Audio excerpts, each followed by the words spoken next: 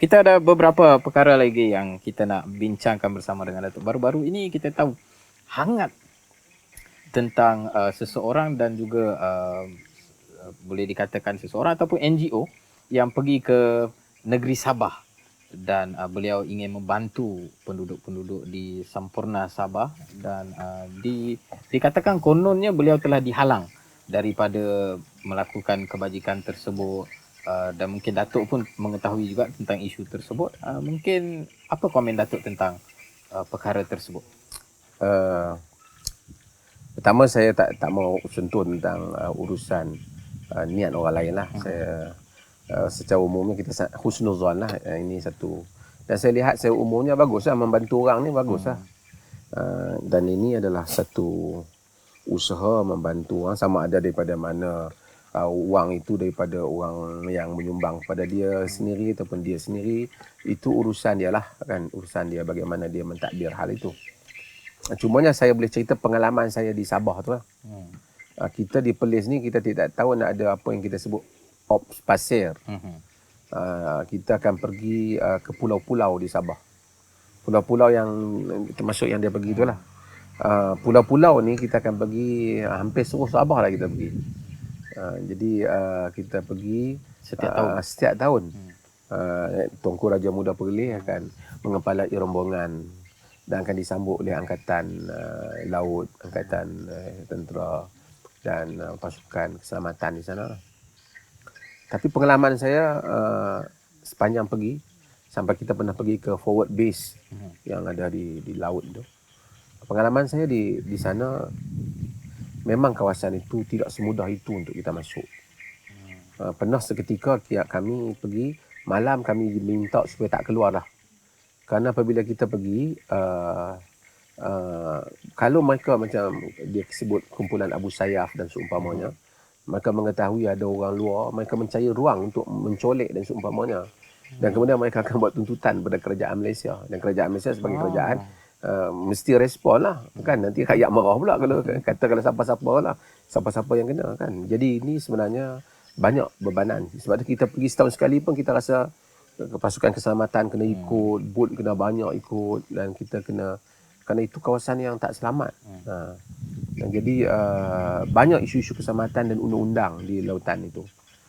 Kita pergi, hatta bangunan-bangunan kekal pun susah nak dibina di kawasan-kawasan berkenaan.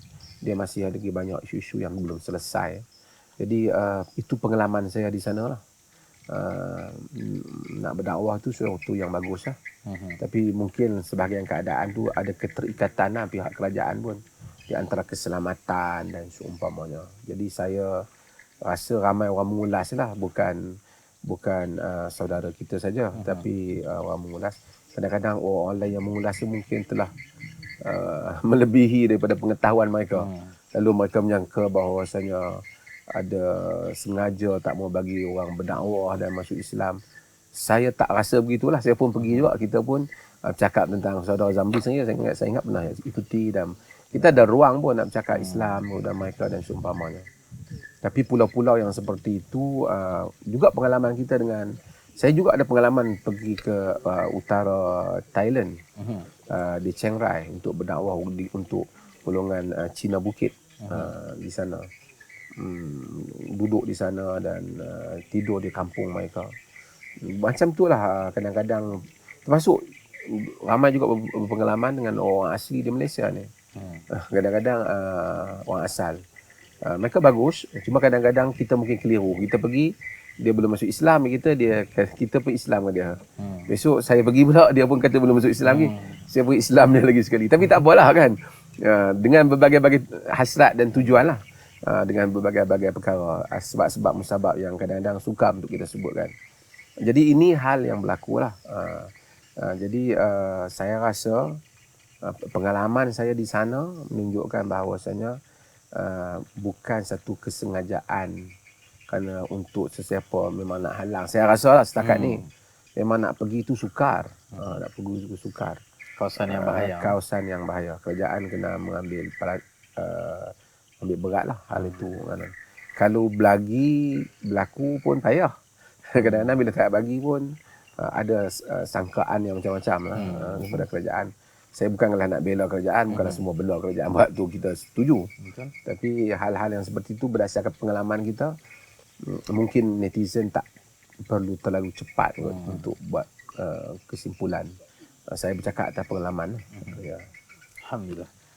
Cukup bagus penjelasan Datuk mengenai perkara tersebut, sebab kadang-kala sukar juga kan, bagi pun kena, tak bagi pun kena. Ya. Kan kalau bagi mungkin ada yang tanya, oh kenapa seolah-olah macam mereka pula tak buat kerja, bila ada isu keselamatan dan kemudian Ya. diberitahu pun kena juga.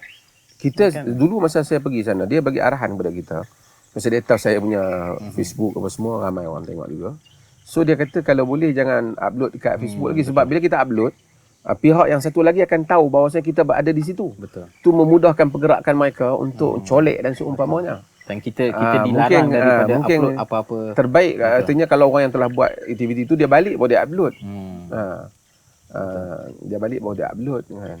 Kalau tak nanti orang boleh tahu kan kita dekat mana Ya. dan sebagainya. Alhamdulillah, satu penjelasan yang cukup baik daripada Datuk.